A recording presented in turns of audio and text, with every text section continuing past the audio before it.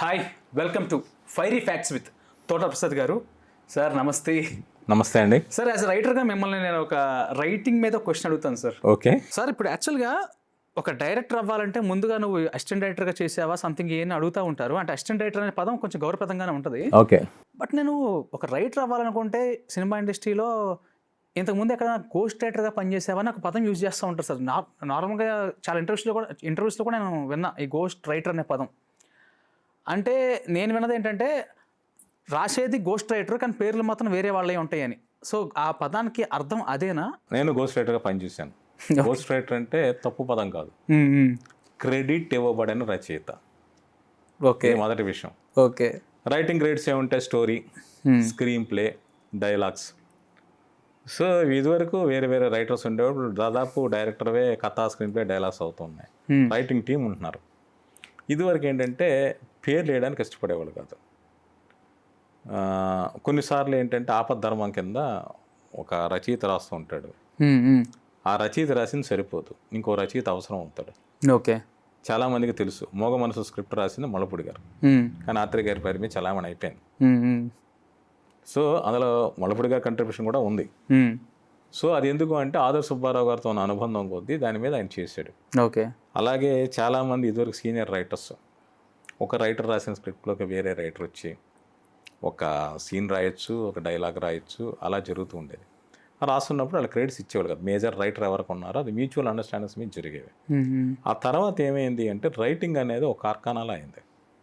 ఒక రైటర్కి number of projects ఉన్నప్పుడు అతను అందరికీ ఆనర్ చేయడం, దానికి అసిస్టెంట్ రైటర్స్ అవసరం అయ్యారు. అసిస్టెంట్ రైటర్స్కి ఏంటంటే వాళ్ళు క్రెడిట్స్ ఇచ్చేవాళ్ళు కాదు. వాళ్ళు నెల జీతాలు ఇచ్చేవాళ్ళ, సినిమాలకి ఇచ్చేవాళ్ళని పక్కన పెడుతూ చేస్తూ ఉండేవాళ్ళు. ఇది మెడ్రాస్లో బాగా ఉండేది. అంటే నేను డిగ్రీ చదువుతుండగా నన్ను విజయబాబురెడ్డి గారు మద్రాసు పిలిపించారు. ఖైదీ నెంబర్ 786 సినిమా తీయడానికి ముందు. అక్కడ పొద్దున పూట సత్యమూర్తి గారని దేవిశ్రీ ప్రసాద్ గారు ఫాదర్, ఆయన సినిమాకి రైటర్. ఆయన పొద్దున్న డిస్కషన్స్కి వచ్చేవాళ్ళు. ఆయనతో డిస్కషన్స్ అంతా నడుస్తూ ఉండేది. నేను జస్ట్ ఓన్లీ సైలెంట్ అబ్జర్వర్. నేను చాలా కొత్త 20 ఏళ్ళ కుర్రాడిని, ఒక అప్రెంటిస్లు అంటుండే. ఆ తర్వాత రాత్రి అయితే కాశీ విశ్వనాథ్ గారు ఒక రైటర్ ఉండేవాడు, ఆయన వచ్చేవాళ్ళు. కాశీ విశ్వనాథ్ గారు వస్తుంటే సత్యమూర్తి గారు తెలియదు, సత్యమూర్తి గారు కాశీ విశ్వనాథ్ గారు తెలియదు. Okay sir. వాళ్ళిద్దరు తెలిసి ఏం గొడవలు అయిపోతాయని ఒక టెన్షన్ వాతావరణం ఉండేది. నాకు ఇది చాలా ఆశ్చర్యంగా అనిపించేది. ఒక రైటర్ని ఇంకో రైటర్ రెస్పెక్ట్ ఇవ్వనప్పుడు వేరే డిపార్ట్మెంట్ ఎందుకు రెస్పెక్ట్ ఇస్తారు? ఇందులో రహస్యం ఏముంది? ఇందులో మోసం ఏముంది? నాకు అప్పుడు అనిపించేది ఏంటంటే వేస్తే ఇద్దరు రైటర్ల పేర్లు వేయచ్చు కదా, ఎందుకు ఇంత ఈ ముసుగులో గుద్దులాటలు ఏంటని నాకు అనిపించేది. అలాగే ఇంట్రెస్ట్ నచ్చక నేను మద్రాసులో మీడియాలోకి వచ్చాను. ఆ తర్వాత గుణశేఖర్ గారి వల్ల నేను మళ్ళీ తిరిగి సినిమా ఇండస్ట్రీలోకి అడుగు పెట్టాను.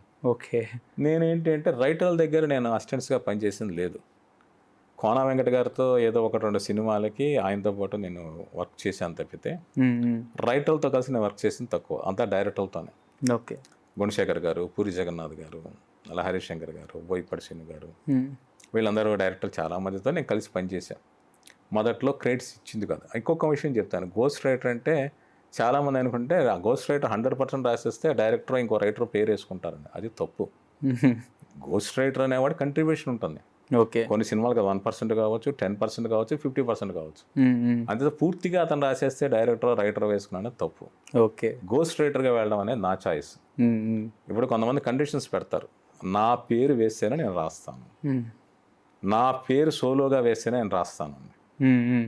నేను ఒకటి ఏంటి అంటే నేను వర్క్ నేర్చుకునే ప్రాసెస్లో ఉన్నాను. నేను కొన్ని 100 కథలు మ్యాగజైన్స్లో నాకు పబ్లిష్ అయ్యాయి. నేను ఒక జర్నలిస్ట్ని అయినప్పటికీ సినిమా రైటింగ్ అనేది నాకు వేరే టెక్నిక్.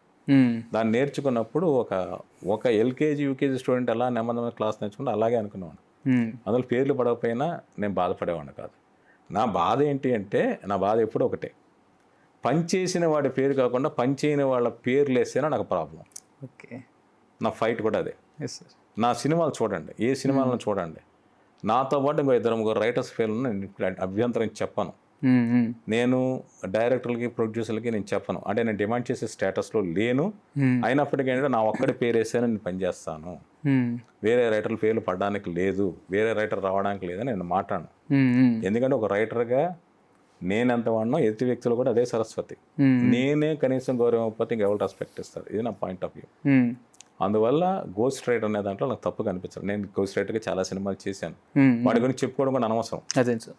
అదే సార్ ఇంకో చిన్న విషయం, అదే మీరు అన్నారు కదా సార్ మీతో పాటు ఇంకొక ఇద్దరు రైటర్స్ ఉండొచ్చు అని చెప్పేసి, కాకపోతే ఎక్కడో అంటే మీ బాణి ఒకటి ఉంటుంది, అంటే మీ రైటింగ్ ఒక స్టైల్ ఉంటుంది కదా. అంటే అదే మాట కరెక్టే. ఇప్పుడు ఒక స్క్రిప్ట్ అనేది ఒక డైరెక్టర్ ఒక రైటర్ మధ్య నడవాల్సిన మ్యాటర్. అవును సార్.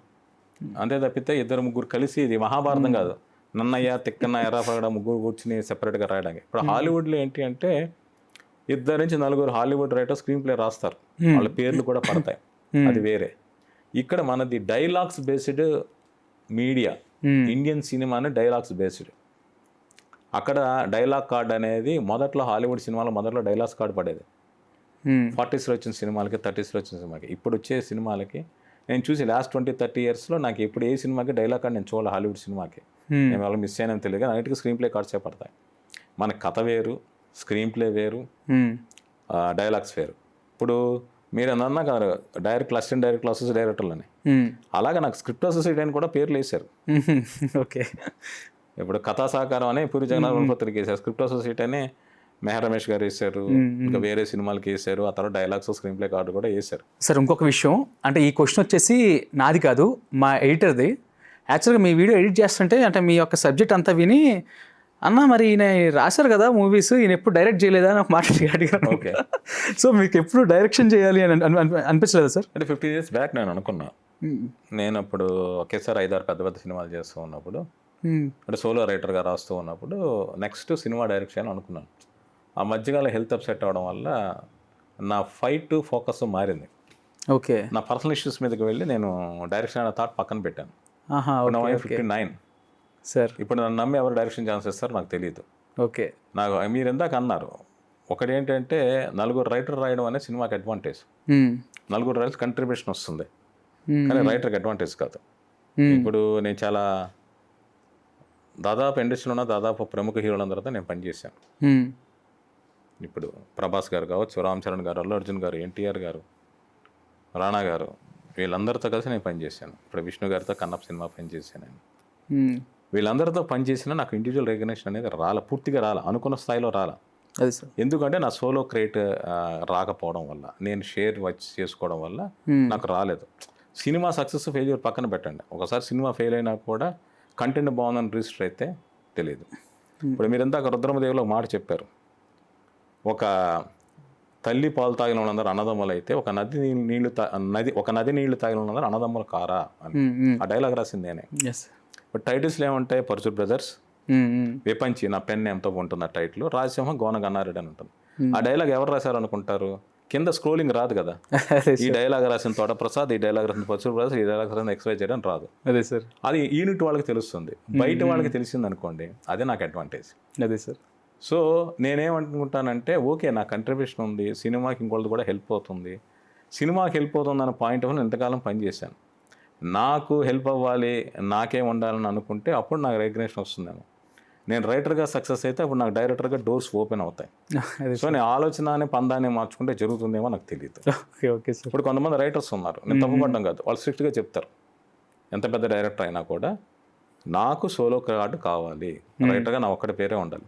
మీరు 100 మందితో రాయించుకోండి, 1000 మందితో రాయించుకోండి, వాళ్ళ పేర్లు ఏమి ఉండడానికి లేదు, వాళ్ళ పేర్లు బయట చెప్పడానికి లేదు అని చేస్తూ ఉంటారు. ఓకే. ఆ కండిషన్కి వాళ్ళు ఒప్పుకుని చేస్తూ ఉంటారు. ఒకవేళ ఒప్పుకోలేదు అనుకోండి, సినిమా వదిలేసి వచ్చేసే రైటర్స్ కూడా ఉన్నారు. నేను ఇంకా అలాగా కండిషన్స్ పెట్టే పరిస్థితులు లేను, అలా పెట్టడం కూడా నా మెంటాలిటీ కాదు. ఏజ్ ఫ్యాక్టర్ అనేది పక్కన పెడితే కనుక మీకు అయితే స్పెషల్ ఇంట్రెస్ట్ ఉంది డైరెక్షన్ చేయాలి అని అంటే నేను ఒకవేళ ట్రై చేస్తాను. నేను ఇప్పుడు నేను పెద్ద రిస్క్ పరంగా అంటే పాపం నన్ను నమ్మి డబ్బులు పెట్టే ప్రొడ్యూసర్ రిస్క్ ఫీల్ అవ్వాలి తప్పితే నేను పర్సనల్గా రిస్క్ ఫీల్ అయితే ఏమీ లేదు. అదే సార్. అంటే ఒక పీక్స్కి వచ్చా, నా ఎక్స్పీరియన్స్ కావచ్చు, నేను కావచ్చు, నేను ఎలాంటి కథ చెప్పాలి దాన్ని. నేనేమి 100 కోట్లు, నా దగ్గర 4-5 కోట్ల సినిమాలు ఉంటాయి, 100-200 కోట్ల ఐడియాలు ఉంటాయి. సో నేను అటెంప్ట్ చేసేది 1-2 కోట్ల నుంచి 5 కోట్ల మధ్య ఉండే ఐడియాలని నేను అటెంప్ట్ చేస్తాను. ఓకే. నేను 6వ కోటి గురించి కూడా నేను ఆలోచించను. సో అది నా మైండ్ సెట్. ఓకే. ఒకవేళ నాకు ఫీచర్ ఫిల్మ్ కాకపోతే వెబ్ సిరీస్ చేయొచ్చు, లేక యూట్యూబ్లో నేను ఏదైనా షార్ట్ ఫిల్మ్స్ లేక ఇంకోటి తీయచ్చు. నాకు ఈ మధ్యకాలంలో చేయాలన్న ఆలోచన అయితే ఉంది, అది ఎప్పుడు మెటీరియలైజ్ అవుతుందో తెలియదు. ఇది ఫస్ట్ పాయింట్. ఓకే. ఒకవేళ ఈ లైఫ్లో ఈ జన్మలో నాకు కోరిక తెరకపోతే మాత్రం నెక్స్ట్ టైంలో నేను పడంతోనే డైరెక్టర్గానే పుడతాను. ఇక మధ్యలో ఎంత ట్రావెల్ ఎంత ఫైట్లో ఉండాలి. Okay sir, my best wishes. Thank you. Please do subscribe to Telugu Rajyam channel. Please do subscribe to Telugu Rajyam channel. Please do subscribe to Telugu Rajyam channel. Hi అండి, నేను మీ ఆర్పీని, నెల్లూరు పెద్దారెడ్డి చేపల పులుసు ఓనర్ని. మీరు తెలుగు రాజ్యం అనే ఈ యూట్యూబ్ ఛానల్ సబ్స్క్రైబ్ చేసుకుని మంచి మంచి వీడియోలతో వస్తారు. Thank you so much. Hi people, I'm Sonakshi Verma and you please watch Telugu Rajyam and please subscribe to the channel.